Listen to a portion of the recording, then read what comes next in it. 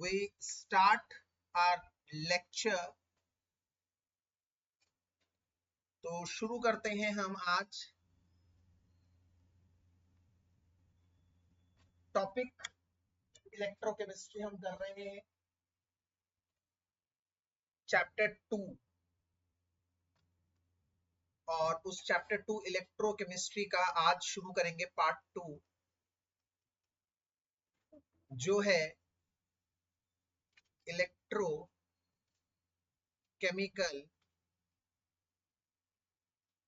Cell. ये electrochemical cell क्या होता है मैं आपको बताता हूँ। पिछले लेक्चर में हमने इलेक्ट्रोलाइटिक सेल पढ़ा। इलेक्ट्रोलाइटिक सेल क्या करता है, हम इलेक्ट्रिसिटी देते हैं और बदले में हमें केमिकल रिएक्शन मिलती है। इसका उल्टा, यहाँ पे एक रिएक्शन होती है और उसके बदले में हमें इलेक्ट्रिसिटी मिलती है। अब आप मेरी बात को समझिए, एक केमिकल रिएक्शन होती है और उससे इलेक्ट्रिकल एनर्जी मिलती है। तो केमिकल रिएक्शन को कैसे होना चाहिए, स्पॉन्टेनियस या नॉन स्पॉन्टेनियस? ऑब्वियसली स्पॉन्टेनियस, क्योंकि अपना दिमाग लगाइए, अगर वो नॉन स्पॉन्टेनियस होगा तो रिएक्शन अपने आप तो होगी नहीं।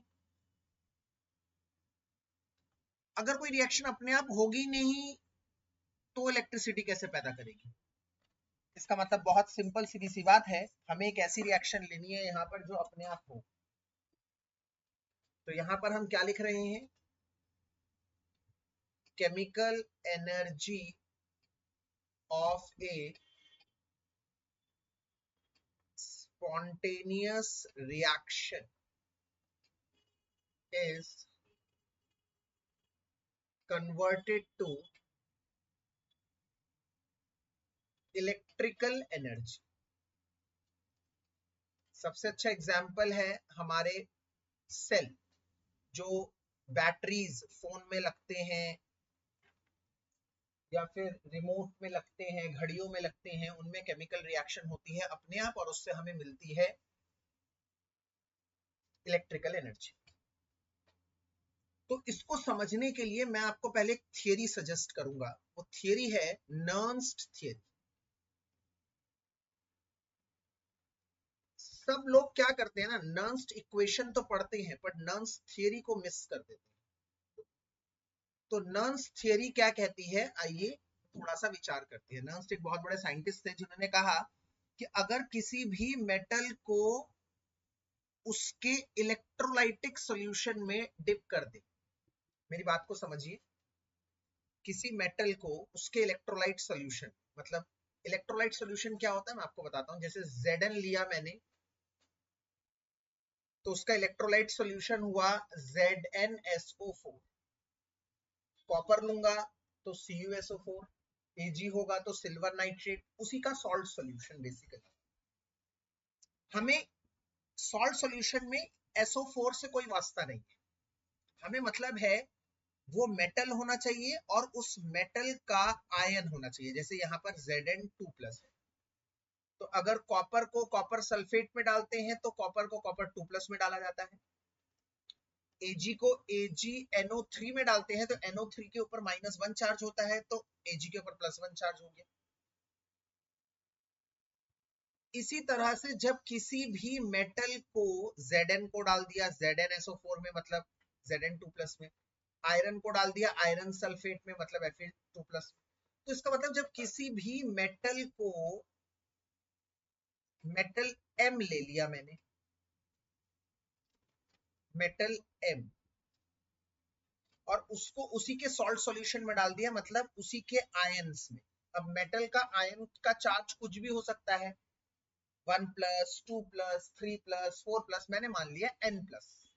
तो ये मेटल और ये उसका सॉल्ट सॉल्यूशन, मतलब उसका आयन, दो चीजें हैं।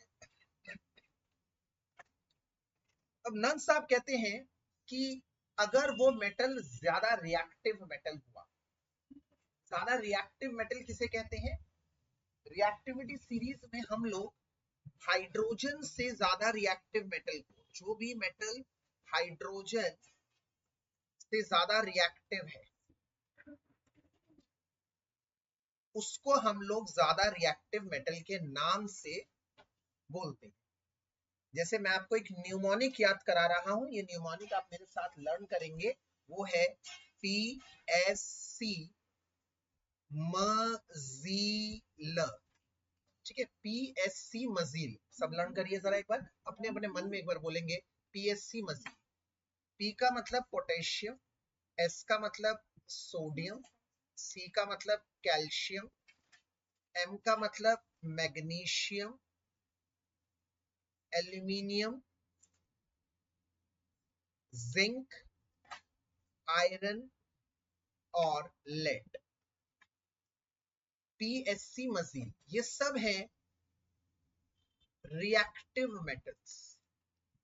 हम क्यों कहते हैं इनको रिएक्टिव मेटल्स? क्योंकि इनके इलेक्ट्रॉन लूज करने की टेंडेंसी हाइड्रोजन से ज्यादा है। मैं बहुत आराम आराम से पढ़ा रहा हूँ, रिलैक्स होकर एकदम, आप भी रिलैक्स होकर पढ़िए। हम एक साथ ना 10-15 टॉपिक नहीं फिनिश कर पाएंगे, पर जितना टॉपिक करेंगे ऑनलाइन में ना, इसके ग्रिप बना के चलेंगे बढ़िया से। इलेक्ट्रोकेमिकल सेल का इंट्रोडक्शन मैं चाहता हूँ पूरी अच्छी तरह से ग्रिप बना के आप पढ़ें। तो इसे रिएक्टिविटी सीरीज कहेंगे, जिसमें हाइड्रोजन से ऊपर वाले रिएक्टिव मेटल है, इनकी इलेक्ट्रॉन लूज करने की टेंडेंसी ज्यादा होती है, इलेक्ट्रॉन लूज करने की टेंडेंसी। और आप जानते हैं इलेक्ट्रॉन लूज करने की टेंडेंसी को कहते हैं ऑक्सीडेशन। तो ये एलिमेंट महारत हासिल करते हैं इलेक्ट्रॉन लूज करने में, ऑक्सीडेशन करने में। वहीं पर हाइड्रोजन से जो लेस रिएक्टिव मेटल है, जिसको मैं आप लोगों को एक न्यूमोनिक से याद करा रहा हूँ, वो न्यूमोनिक है चापा। चापा से करेंगे आप। C मतलब कॉपर, H मतलब Hg मतलब मर्क्यूरी, A मतलब Ag मतलब सिल्वर, P मतलब प्लैटिनम और A मतलब Au गोल्ड। ये दोनों तो आप लोग मान लीजिए नोबल मेटल्स हैं। नोबल मेटल्स मतलब इनकी रिएक्टिविटी सबसे कमजोर है, ये बिल्कुल इलेक्ट्रॉन लूज नहीं करना चाहते, और इनको मैं कहता हूं लेसर रिएक्टिव मेटल्स। मतलब इनकी इलेक्ट्रॉन लूज करने की टेंडेंसी ज्यादा नहीं। तो मेटल इलेक्ट्रॉन गेन तो कर नहीं सकता है ना, आप समझिए, ये इलेक्ट्रॉन लूज नहीं कर पाएंगे ज्यादा आसानी से, ऊपर वाले सारे इलेक्ट्रॉन लूज कर पाएंगे। तो आप कहेंगे सर क्या ये इलेक्ट्रॉन गेन कर पाएंगे? गलत जवाब, मेटल कभी भी इलेक्ट्रॉन गेन नहीं करते। पर अगर आप पीछे वाली बात याद रखेंगे, मैंने आपको कहा है दो चीजें हैं, एक है मेटल और एक है उसका आयन। मतलब हमारे पास दो आइटम है, या तो वो ज्यादा रिएक्टिव मेटल है, ज्यादा रिएक्टिव मेटल है तो उस सूरत हाल में ये मेटल Mn प्लस बनना चाहेगा, इलेक्ट्रॉन लूज करके अपना ऑक्सीडेशन करेगा। मतलब ये M है, M से वो Mn प्लस बनना चाहेगा N इलेक्ट्रॉन का लॉस करके, इसे कहेंगे ऑक्सीडेशन। और अगर एक ऐसा मेटल जो इलेक्ट्रॉन लूज करे जा रहा है, करे जा रहा है, इलेक्ट्रॉन लूज कर रहा है मतलब ऑक्सीडेशन कर रहा है, तो थोड़ी देर में वो मेटल धीरे धीरे से खत्म होता रहेगा, घटता रहेगा, डिक्रीज होता रहेगा, डिके होता रहेगा।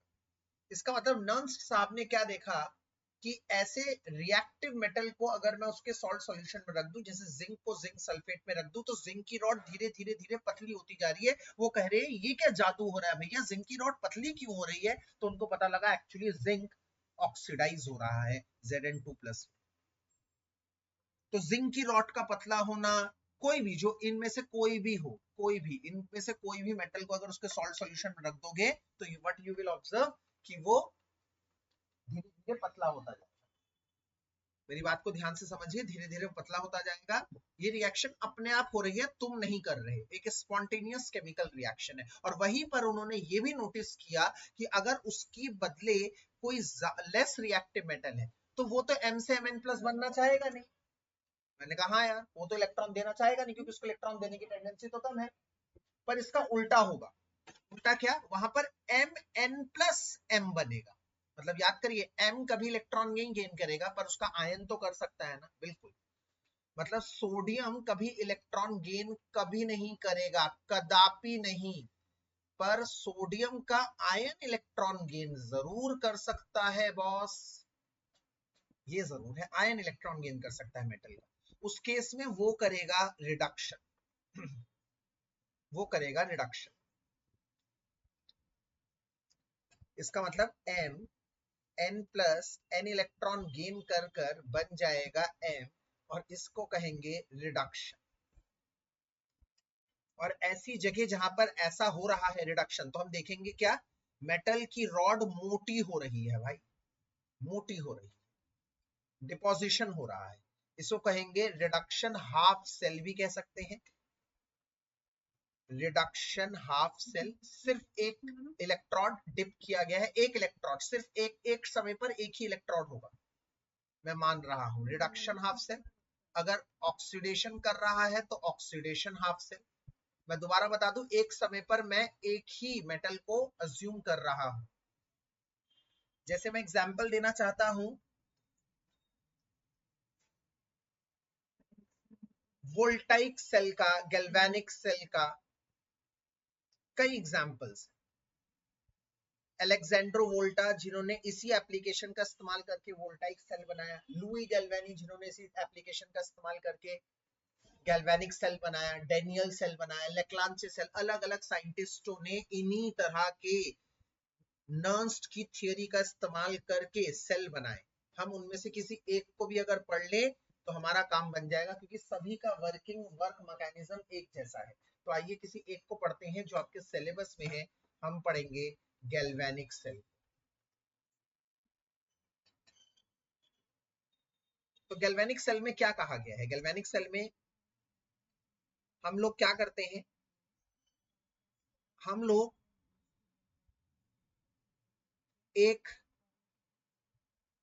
जिंक ले लेते हैं, मतलब एक ज्यादा रिएक्टिव ले लेते हैं और एक कम रिएक्टिव। इस रिएक्टिविटी सीरीज का एक ऊपर का एक नीचे का, एक जना इलेक्ट्रॉन देगा दूसरा इलेक्ट्रॉन लेगा, आप समझ रहे हैं ना मेरी बात। एक जना इलेक्ट्रॉन देगा तो ऑक्सीडेशन होगा, ऑक्सीडेशन हाफ सेल होगा, एक इलेक्ट्रॉन लेगा तो रिडक्शन होगा, रिडक्शन हाफ सेल। और जब इन दोनों तरह के सेलों को जोड़ देंगे तो एक जना इलेक्ट्रॉन दे रहा है दूसरा इलेक्ट्रॉन ले रहा है, तो दोनों में एक सर्किट कंप्लीट होगा, इलेक्ट्रॉन का ट्रांसफरेंस देखने को मिलेगा। उस इलेक्ट्रॉन के ट्रांसफरेंस की वजह से वहां पर इलेक्ट्रिक करंट पैदा होगा। तो मैंने मान लिया Zn को डाल दिया ZnSO4 में।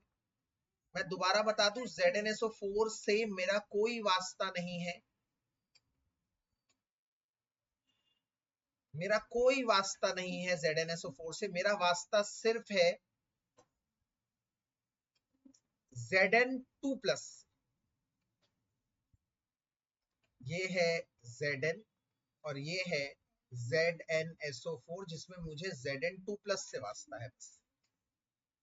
तो क्या हो रहा है, एक Zn यहां से लूज कर रहा है इलेक्ट्रॉन, Zn बन रहा है Zn2+ और 2 इलेक्ट्रॉन लॉस कर रहा है। तो 2 इलेक्ट्रॉन वो इलेक्ट्रॉन पे छोड़ के आए और एक नया Zn2+ यहां बन जाए। यहां पर इलेक्ट्रॉन का लॉस हो रहा है, आप समझिए मेरी बात। इसे कहेंगे ऑक्सीडेशन हाफ सेल।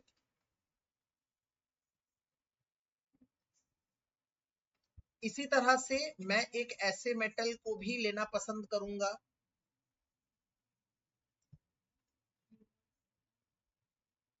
जैसे कॉपर को डाल दिया मैंने कॉपर सल्फेट में CuSO4 में, तो यहाँ उल्टा हो रहा है, यहाँ पर ये Cu2+ जाएगा, Cu से इलेक्ट्रॉन लेगा, Cu से इलेक्ट्रॉन लेगा तो Cu क्या हो जाएगा, इलेक्ट्रॉन डेफिशिएंट प्लस हो जाएगा, मतलब ये Cu2+ उस इलेक्ट्रॉन से 2 इलेक्ट्रॉन लेगा और बन जाएगा C। इसे कहेंगे रिडक्शन हाफ सेल। यहाँ ऑक्सीडेशन हो रहा है, वहां रिडक्शन हो रहा है। हमेशा जहां पे ऑक्सीडेशन होगा उसे हम लेफ्ट में रखना पसंद करेंगे। यहाँ पर एक और न्यूमोनिक आप लोगों को मैं बता दूं, इंपॉर्टेंट है, लोन। लोन एल का मतलब लेफ्ट में उसी को रखते हैं जो ऑक्सीडेशन करता है, और जहां पर भी ऑक्सीडेशन होता है उसे एनोड बोलते हैं, और यहाँ एनोड है नेगेटिव। बच्चों एक बड़ा फेर मैं आप लोगों के सामने नजर करना चाहता हूं। यहाँ पर आप लोग पिछले ही लेक्चर में पढ़ा था आप लोगों ने पार्ट 1 में कि एनोड कौन होता है, जो अनायन को अट्रैक्ट करता है। इलेक्ट्रोलिटिक सेल की बात बता रहा हूं, वो एक अलग काम था। वहां पर एनोड कौन होता था, जो अनायन को अट्रैक्ट करता था, मतलब नेगेटिव को अट्रैक्ट करने वाला पॉजिटिव। तो वहां पर एनोड पॉजिटिव होता है, यहां पर एनोड नेगेटिव होता है। तो इसका मतलब एनोड कभी चार्ज से नहीं डिसाइड किया जाता, एनोड डिसाइड किया जाता है अपने काम से। जहां पर ऑक्सीडेशन हो, लॉस ऑफ इलेक्ट्रॉन हो, उसे कहते हैं एनोड। इसका मतलब अगर आप मुझे कहते हैं कि सर इलेक्ट्रोलिटिक सेल मतलब पार्ट 1 और इलेक्ट्रोकेमिकल सेल, हालांकि हमने अभी तक पढ़ा नहीं है इलेक्ट्रोकेमिकल सेल, फिर भी अगर तुम इन दोनों के बीच में एक मोटा मोटा डिफरेंस करना चाहते हो तो पहला तो उनका डेफिनेशन ही है। जो इलेक्ट्रोलाइटिक सेल क्या करता था, इलेक्ट्रिकल को केमिकल में बदलता था, इलेक्ट्रिकल को केमिकल में बदलता था। और यहां पर क्या हो रहा है, केमिकल, यस, केमिकल का इलेक्ट्रिकल में कन्वर्जन हो रहा है, केमिकल टू इलेक्ट्रिकल में कन्वर्जन। अगर दूसरी बात लो तो इलेक्ट्रोलाइटिक सेल में रिएक्शन कैसे ली जाती थी, नॉन स्पॉन्टेनियस, जो अपने आप ना हो, नॉन स्पॉन्टेनियस रिएक्शन ली जाती थी। और यहाँ पर कैसी रिएक्शन ली जाती है, जो स्पॉन्टेनियस अपने आप हो। और तीसरा बड़ा डिफरेंस मैंने अभी अभी बोला है आप लोगों को, यहाँ पर जो एनोड होता था वो एनायन को अट्रैक्ट करने वाला, नेगेटिव को अट्रैक्ट करने वाला, मतलब पॉजिटिव होता था। और यहाँ पर कैथोड होता था कैटायन को अट्रैक्ट करने वाला, नेगेटिव। क्योंकि इलेक्ट्रिसिटी तुम दे रहे हो, तुम डिसाइड कर रहे हो। तुम अगर पॉजिटिव दे रहे हो तो वो एनायन को अट्रैक्ट करेगा, तुम नेगेटिव दे रहे हो तो वो कैटायन को अट्रैक्ट करेगा। यहाँ पर तुम नहीं डिसाइड कर रहे, यहाँ पर ऑक्सीडेशन हो रहा है। तो एनोड यहाँ पर है बच्चों नेगेटिव और कैथोड है पॉजिटिव। ये एक बड़ा डिफरेंस नजर आ रहा है मुझे एनोड और कैथोड, जो बच्चे नहीं कर पाते, नहीं समझ पाते। ये एक बहुत इंपॉर्टेंट चीज मैंने आपको बताई है। 3 ऐसे करारे डिफरेंस इलेक्ट्रोलिटिक सेल पार्ट 1 और इलेक्ट्रोकेमिकल सेल पार्ट 2 में 3 अहम डिफरेंस बताए गए। तो एक जगह इलेक्ट्रॉन दिया जा रहा है, दूसरी जगह इलेक्ट्रॉन लिया जा रहा है। ये हमारे सीन 1 में ऐसा हमें दिख रहा है। लेफ्ट मैंने वो लगवा दिया, हमेशा लेफ्ट में वही होगा जिसका ऑक्सीडेशन होगा, जो एनोड है, और वो जो नेगेटिव। इसका मतलब आप समझिए, जब और Zn देता रहेगा और देगा, तो यहां पर एक समय आने पर बहुत ज्यादा Zn2+ हो जाएगा और अपने इलेक्ट्रॉन वो वहां छोड़ता रहेगा। तो एक समय आने पर यहाँ इतने Zn2+ हो जाएंगे और इलेक्ट्रॉन पे इतने नेगेटिव हो जाएंगे कि सरप्लस ऑफ चार्ज, सरप्लस मतलब ओवरलोडिंग हो जाएगी चार्ज। मतलब ये जिंक जो डिके हो रहा था, पतला हो रहा था, पतला होते होते एक समय आने पर रुक जाएगा। ये रिएक्शन अनंत काल तक नहीं चलेगी। ऐसा मत सोचना कि जिंक रॉड खत्म हो जाएगी। क्यों? क्योंकि इतना सरप्लस हो जाएगा चार्ज का कि ये रिएक्शन एक समय आने पर इक्विलिब्रियम अटेन कर लेगी और नए Zn2+ नहीं बनेगी। क्यों? क्योंकि यहाँ पर बहुत ज्यादा Zn2+ की ओवर क्राउडनेस हो गई और इलेक्ट्रॉड पे बहुत ज्यादा नेगेटिव चार्ज आ चुका है। सिमिलरली इधर भी, इधर बेटा Cu2+ चला गया था, तो क्या बचा था बताओ जरा, कोई मुझे बताएगा? SO4 2- बच गया। तो जब दूसरा Cu2+ जाएगा तो उसका SO4 2- भी बच जाएगा। फिर तीसरे जाएगा तो उसका भी SO4 2- बच जाएगा। फिर SO4 2- बच जाए। इसका मतलब बहुत जल्दी ही, थोड़े देर बाद यहाँ पर भी बहुत सारे SO4 2- हो जाएंगे और इलेक्ट्रॉड पे बहुत ज्यादा पॉजिटिव चार्ज आ जाएगा। इसका मतलब ये भी अपने आप होने वाली रिएक्शन। कॉपर की रॉड जो धीरे धीरे मोटी हो रही थी, एक समय होने पर मोटी होना बंद हो जाएगी, क्योंकि अपने आप होने वाला रिडक्शन भी एक समय आने पर इक्विलिब्रियम अचीव करेगा। ये मेरा फेज 1 है, जहां पर हमने 2 अलग अलग हाफ सेल्स को शो किया। एक जो ज्यादा रिएक्टिव था, इलेक्ट्रॉन देता है। एक जो कम रिएक्टिव है पर मेटल इलेक्ट्रॉन ले नहीं सकता, तो क्या हमने मेटल को मेटल आयन में डाला था, तो यहां पर मेटल का आयन इलेक्ट्रॉन गेन करता है और रिडक्शन करता है। इस तरह से ये सिस्टम चलता है। अब हम क्या करने वाले हैं, दो अपने आप होने वाली रिएक्शन को जोड़ने वाले हैं, इन दोनों हाफ सेल्स को जोड़ने वाले हैं। आइए देखते हैं। ये है हमारा फेज 1,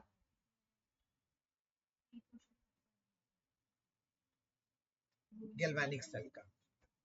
फेज 2 में देखते हैं क्या हुआ। फेज 2 में हम लोगों ने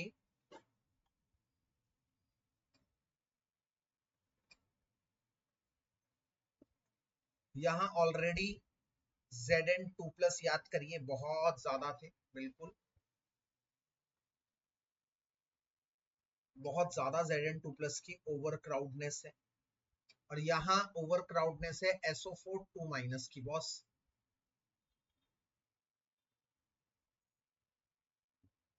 आयंस बहुत ज्यादा है, यहाँ पर ये ZnSO4 है, ये CuSO4 है, ये Zn की रॉड है, ये Cu की रॉड है, बताने की कोई जरूरत नहीं है।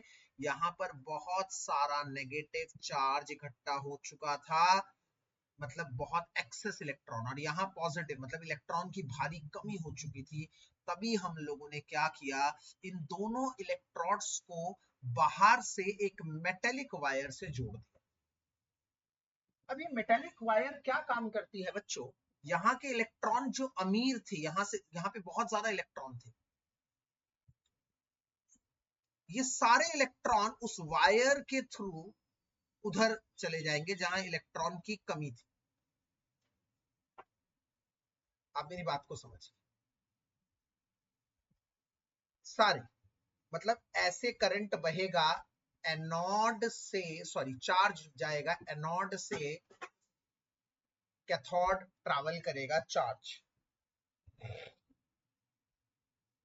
अगर एनोड से कैथोड ट्रैवल करेगा चार्ज Q, तो उसके अपोजिट फ्लो करेगा I करंट। आप जानते हैं current, conventional current will travel from cathode to anode. और यहाँ पर अगर हम गैल्वेनोमीटर या एमीटर रखें तो याद रखिएगा उसका निशान हमेशा करंट के अपोजिट होता है। तो अगर उसका निशान ऐसे है तो करंट ऐसे बह रहा है, उसका निशान ऐसे है तो करंट ऐसे बह रहा है, और उसका निशान अगर सीधे है तो करंट नहीं बह रहा है। इसका निशान देखना आपको आना चाहिए, ये एमसीक्यू में अच्छे क्वेश्चंस बनाता है।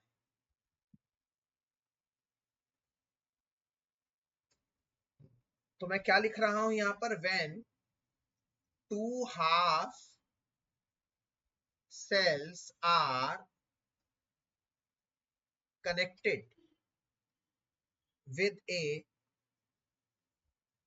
metallic wire, एक मेटेलिक वायर से कनेक्ट किया जाता है, electron flows from anode to cathode while conventionally current flows from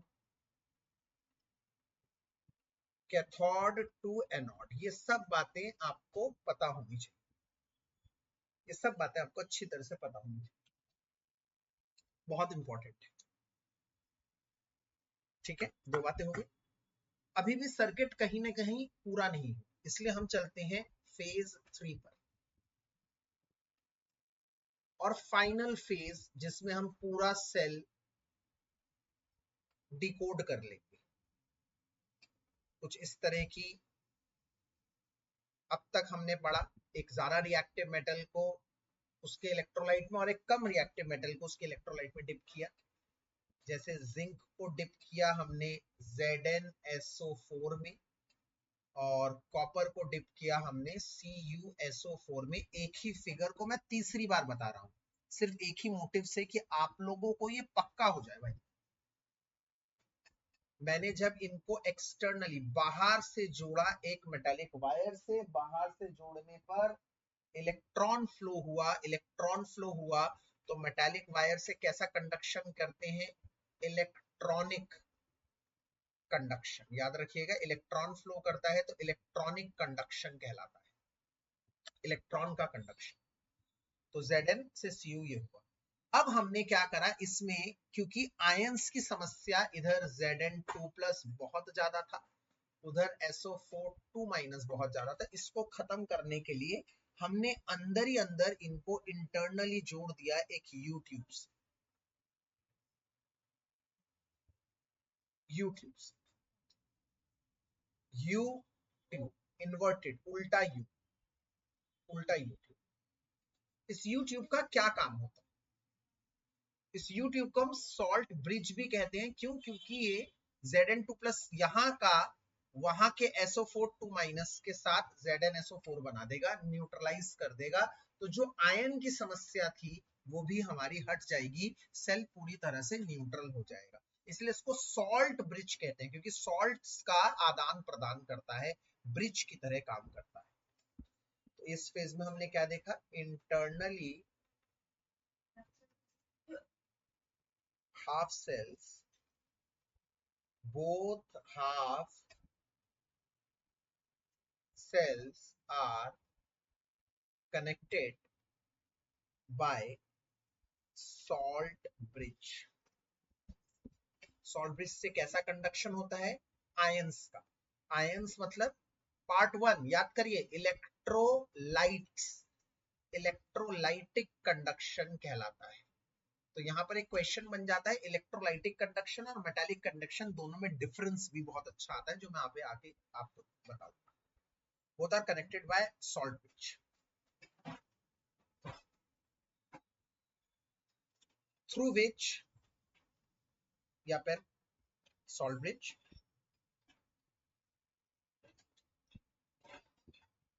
salt bridge is an inverted U-tube contains inert electrolyte like KNO3 etc. It has following functions. क्या क्या काम करता है जरा बताइए। तो सबसे पहले A, it completes the circuit, ये सर्किट को कंप्लीट करता है, इट कंप्लीट्स द सर्किट। और B, it neutralises the half cells, ये दोनों हाफ सेल को न्यूट्रलाइज करने में मदद करता है, आपको एग्जाम में आ सकता है। और ये सेल पूरा हो गया। अब इस सेल को एक बार समझते हैं क्या हो रहा होगा इस सेल में। सबसे पहले Zn से Zn2+ बन रहा होगा, एक Zn से Zn2+ बन रहा होगा, ऑक्सीडेशन हो रहा होगा, इलेक्ट्रॉन का लॉस हो रहा होगा, इलेक्ट्रॉन यहाँ पे वो छोड़ के आया होगा। फिर ये इलेक्ट्रॉन ट्रैवल करके इस पार पहुंचे, यहां उसको मिला होगा CuSO4 का Cu2+, जो दो इलेक्ट्रॉन को लेकर, वो दो इलेक्ट्रॉन जो आए थे उसको लेकर डिपॉजिट हो गया होगा Cu में, उसका छोड़ा हुआ बचा होगा SO4, उसका बचा हुआ SO4 होगा यहाँ पर।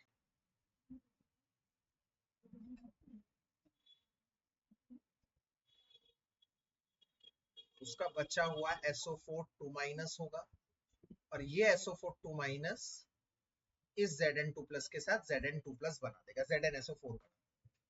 इस तरह से ये सेल बाहर से कनेक्टेड है मेटालिक वायर से, और अंदर से कनेक्टेड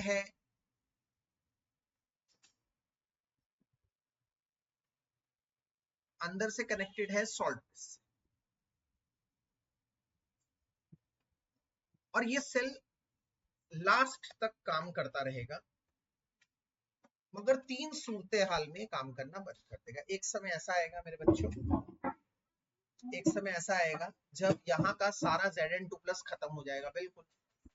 एक समय ऐसा आएगा जहां का यहाँ का सारा CuSO4 खत्म हो जाएगा, तो क्या बचेगा पता है आप लोगों को?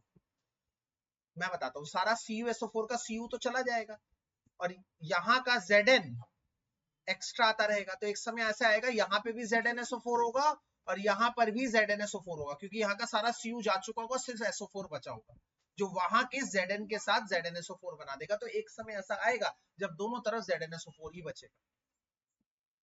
There will be a time, एक समय ऐसा आएगा जब सारा Zn खत्म हो जाएगा, सारा ऑक्सीडेशन हो गया, एक समय सारा Cu2+ का रिडक्शन हो गया। 2 सूरत हाल में तो सेल काम करना बंद कर देगा। और तीसरा, इस सेल का करंट ऐसे बह रहा है बच्चों, अगर मैं इसको एक्सटर्नल करंट दूं जो इसके करंट से ज्यादा है, जो इसके सेल के ईएमएफ से ज्यादा, मैं बाहर से अगर ईएमएफ प्रोड्यूस करूं, जैसे याद करिए हम लोगों ने ऑस्मोसिस में करा था, ऑस्मोसिस में एक फोर्स के साथ सॉल्वेंट मॉलिक्यूल ट्रैवल कर रहे थे, अगर मैं उससे ज्यादा फोर्स उसके अपोजिट साइड लगाऊं तो वो प्रोसेस स्लो हो जाता है, और एक समय आने पर मैं उतना ही दे देता हूं जितना चाहिए होता है तो वो रुक जाता है, और उससे ज्यादा दे देता हूं तो अपोजिट साइड मूव करता है।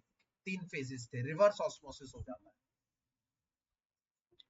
उसी तरह से यहां पर भी कुछ होने वाला है, यहां पर भी कुछ ऐसा ही होने वाला है। जैसे ध्यान से देखो, ये रहा केस 1,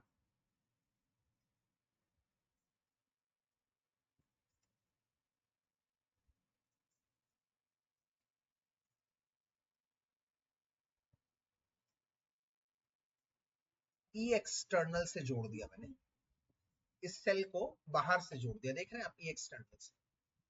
ई एक्सटर्नल मतलब बाहर की बैटरी से एक जोड़। अब ये सेल की खुद भी अपनी भी एक पोटेंशियल होगा, तो मैंने मान लिया वो है ई सेल जो है वो है 1.1 वोल्ट, क्योंकि अमूमन मैं जानता हूं जब Zn को ZnSO4 में रखा जाता है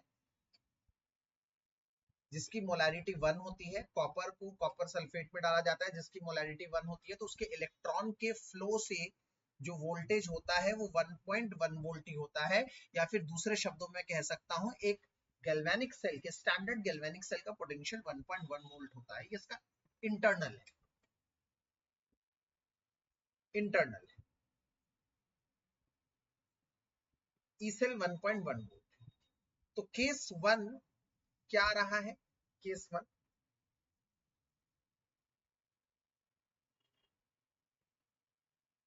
केस 1 जो मैं दे रहा हूं ई एक्सटर्नल, वो कम है उस सेल के वोल्टेज से, तो सेल अपने आप जैसे काम कर रहा था वैसे ही काम करेगा, क्योंकि बाहर वाला फोर्स कम है ऑब्वियसली, तो अंदर वाला फोर्स ही जीत रहा है। तो Zn से Zn2 प्लस बनेगा, Ag Cu2 प्लस है Cu बनेगा। Zn ऑक्सीडाइजेस मतलब loses electron, Cu reduces gains electron, normal cell, normal electrochemical cell की तरह इसकी वर्किंग होगी। आप इसका पता यहां से भी लगा सकते हैं, यहां से, इससे, ये निशान ऐसे है मतलब करंट ऐसे बह रहा है, और करंट हमेशा ये लेफ्ट है और ये राइट है, तो करंट हमेशा राइट से लेफ्ट में बहता है, ऐसे से। बस बिल्कुल ठीक चल रहा है, सब कुछ मजा आ रहा है। मैंने कहा ठीक है, खेल में मजा ज्यादा लाते हैं, एक काम करो, बाहर वाले ईएमएफ को और बढ़ाओ। तुमने कहा क्या मतलब है सर? मैंने कहा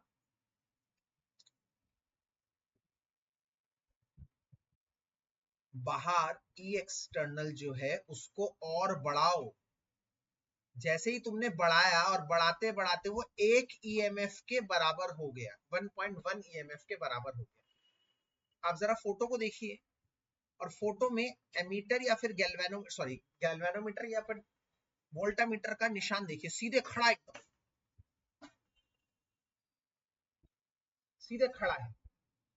इसका मतलब सर यहां पर आप केस 2 की बात कर रहे हैं जहां आप ई एक्सटर्नल ई सेल के बराबर कर चुके हैं, दोनों बराबर का फैसला हो चुका है सर। मतलब बाहर से आप उतनी ही वोल्टेज दे रहे हैं जितनी वो अंदर बना रहा था, मतलब बाहर से आप 1.1 वोल्ट दे रहे हैं, इस केस में बाहर वाला अंदर वाले को एकदम स्टॉप कर रहा है, दोनों प्रोसेस रुक जाएंगे, सेल काम करना बंद कर देगा सर।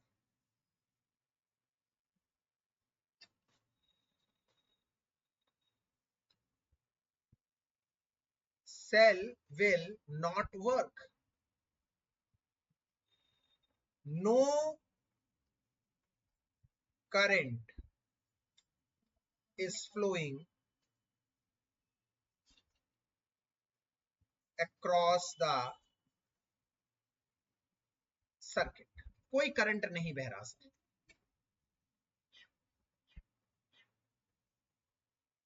अब सर, अब फाइनल खेल सुनाइए। मैंने कहा फाइनल खेल आप लोगों को पता है क्या है? आप कहेंगे सर क्या? जब मैं बाहर वाली इलेक्ट्रिसिटी 1.1 वोल्ट से बढ़ा दूंगा तो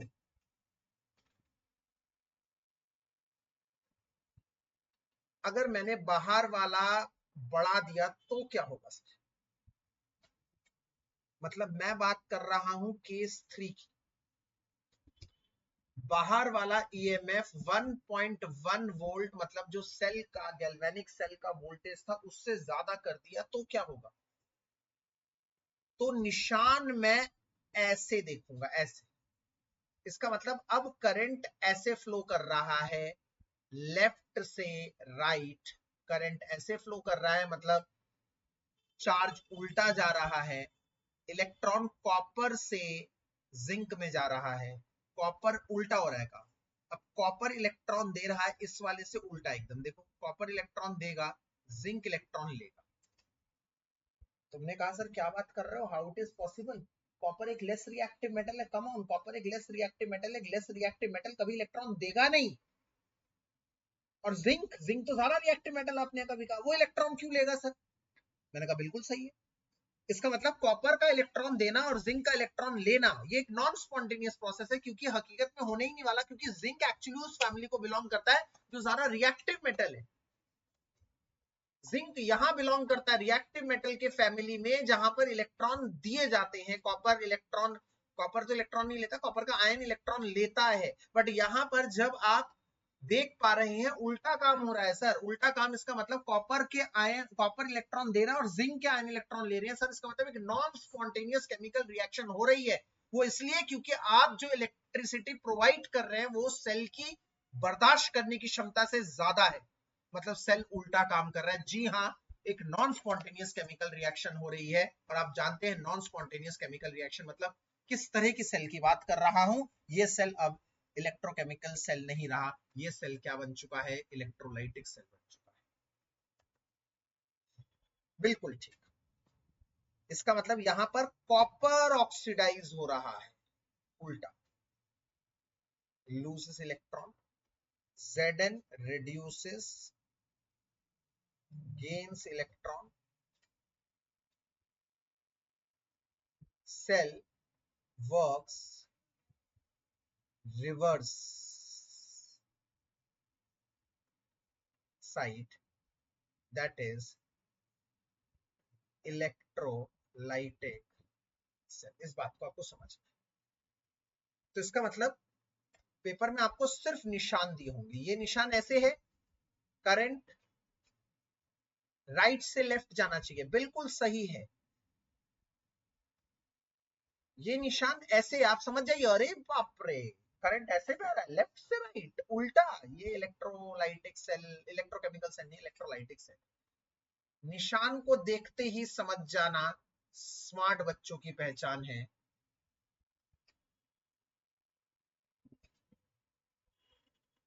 इलेक्ट्रोकेमिकल सेल। आई होप ये वाला फ्रेज आपको टॉपिक समझ में आया। इसमें एक और चीज बहुत इंपॉर्टेंट है, वो है मेटेलिक कंडक्शन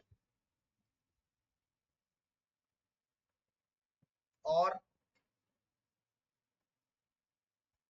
इलेक्ट्रोलाइटिक कंडक्शन में डिफरेंस बताना। आज वाले लेक्चर में बताया, कोई बताना चाहेगा मेटालिक कंडक्शन कहां हो रहा था, वायर में या सॉल्ट ब्रिज में? आप में से कोई बताना चाहता है? कोई नहीं बताना चाहेगा। अबे मेटालिक कंडक्शन यार, मेटालिक कंडक्शन मेटल की वायर में ही तो होगा ये। इसको इलेक्ट्रॉनिक कंडक्शन भी कहते हैं, इलेक्ट्रॉनिक। सॉल्ट ब्रिज में इलेक्ट्रोलाइट्स, आयंस बहते हैं, ions, also known as metallic conduction takes place through metallic wire. ये takes place through salt bridge. दूसरा, ये क्या होता है? Flow of electron. ये फ्लो ऑफ आयंस. आयंस मतलब इलेक्ट्रोलाइट्स. तीसरा, ये बड़ा इंपॉर्टेंट है. अच्छा एक बात बताइए, हमारे घरों में जैसे स्विच बोर्ड लगा हुआ है, एक स्विच है, और इस स्विच से एक तार जा रही है एक बल्ब, और सदियों से तुम स्विच को ऑन करते हो तो बल्ब जलता है. इसका मतलब इससे वायर से कैसा कंडक्शन हो रहा होगा? इलेक्ट्रॉनिक या इलेक्ट्रोलाइटिक?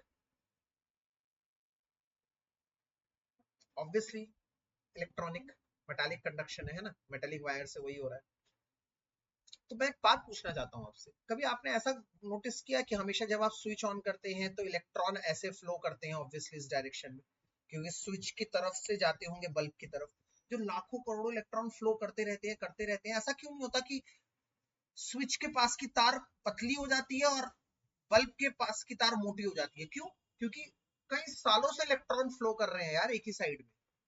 जैसे आपने स्विच किया, ऑन किया, हमने क्या पढ़ा बचपन से? यही तो पढ़ा है. जैसे हम स्विच ऑन करते हैं इलेक्ट्रॉन का फ्लो होता है. अभी भाई इलेक्ट्रॉन का फ्लो हो रहा है जब स्विच से ट्यूबलाइट तक में, तो ऐसा क्यों नहीं हो रहा जब हम वायर को खींचते हैं कि स्विच के पास की वायर तो पतली हो जाती है और वहां तार मोटी हो जाती है, क्योंकि सारे इलेक्ट्रॉन तो वहां बह गए. ऐसा तो होता ही नहीं है. क्यों? क्योंकि इलेक्ट्रॉन जब फ्लो करता है ना, तो इलेक्ट्रॉन में मास का फ्लो नहीं होता, मास का ट्रांसफर नहीं होता, क्योंकि इलेक्ट्रॉन सिर्फ अकेले फ्लो नहीं करता. आपको पता होना चाहिए, जैसे कॉपर की वायर है या सिल्वर की वायर है, मोस्टली हम कॉपर की वायर का यूज करते हैं हमारे घरों में. तो जो वायर होते हैं, कॉपर है, कॉपर के अंदर इलेक्ट्रॉन ही नहीं होते, उसके अंदर न्यूक्लियस भी होता है. न्यूक्लियस के ऊपर पॉजिटिव चार्ज भी होता है, उसे हम कर्नल कहते हैं, कर्नल. तो जब इलेक्ट्रॉन फ्लो करता है तो कर्नल पॉजिटिव वो भी फ्लो करता है, तो दोनों का फ्लो होता है. तो मास न्यूट्रलाइज रहता है, कोई मास का ट्रांसफर नहीं होता. इसकी वजह से एक और बात भी बता दूं, जब मैं टेम्परेचर बढ़ाता हूं तो आप लोगों को पता होना चाहिए सर, टेम्परेचर बढ़ाने से कंडक्शन बढ़ेगा या घटेगा? तो टेम्परेचर बढ़ाऊंगा तो आयंस का मूवमेंट बढ़ेगा. तो नॉर्मल बच्चा क्या कहेगा? सर आयंस का मूवमेंट बढ़ेगा तो इलेक्ट्रॉन का मूवमेंट बढ़ेगा, इलेक्ट्रॉन का मूवमेंट बढ़ेगा तो कंडक्शन ज्यादा होगी, इसका मतलब मेटालिक कंडक्शन, इलेक्ट्रॉनिक कंडक्शन ज्यादा होगी. परंतु होता कहानी में ट्विस्ट है. जब हम टेम्परेचर बढ़ाते हैं तो उसमें इलेक्ट्रॉन के फ्लो के साथ साथ कर्नल का फ्लो भी बढ़ता है, कर्नल की भी काइनेटिक एनर्जी बढ़ती है, दोनों की. तो इसका मोशन बढ़ेगा तो इसका मोशन भी बढ़ेगा, और इसका मोशन हमेशा इलेक्ट्रॉन के मोशन को अपोज करता है, अपोज. तो जब हम टेम्परेचर बढ़ा रहे हैं तो यहाँ पर कंडक्टिविटी बढ़ती नहीं है, कंडक्शन डिक्रीज होता है.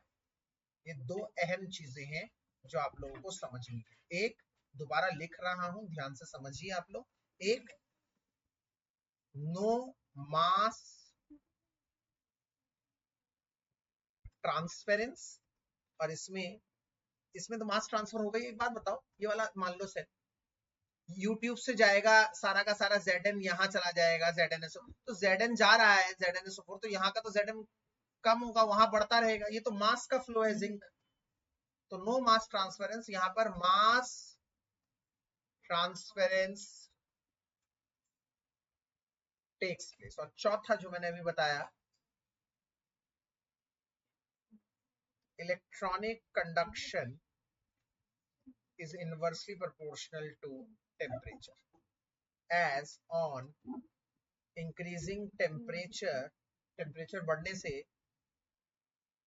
Kinetic energy of kernels, kernel मतलब plus, also increases, which resists the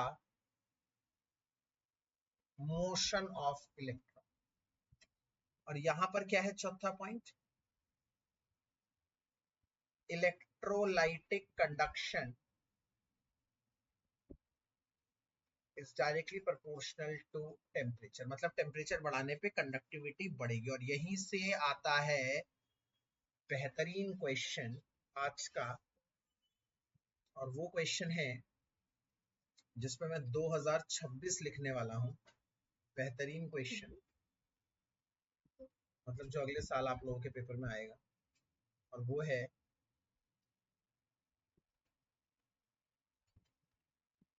which has greater